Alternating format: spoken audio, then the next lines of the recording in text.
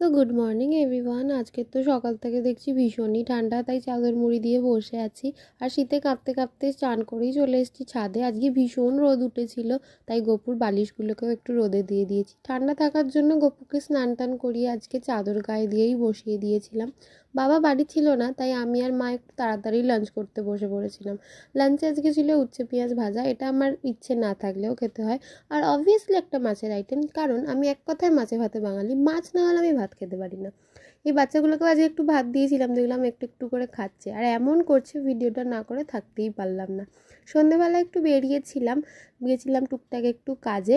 আর ফেরার সময় তো একটু ফুচকা নিয়েও চলে এলাম, কারণ অনেক দিন ফুচকা খাওয়া হয় না। যেটার জন্য গেছিলাম, আজকে নিয়ে এসেছি গপুর জন্য একটা ফিটিং বোতল। এটার খুব দরকার ছিল, কারণ গপুকে নিয়ে যখন মামাবাড়ি যাওয়া হয় বা কোথাও যাই, একটু জল নেওয়ার খুব অসুবিধা হয়। তারপর তো আমি আর মা মিলে দুজনে ফুচকা খেতে বসে পড়েছি। So that's it, by.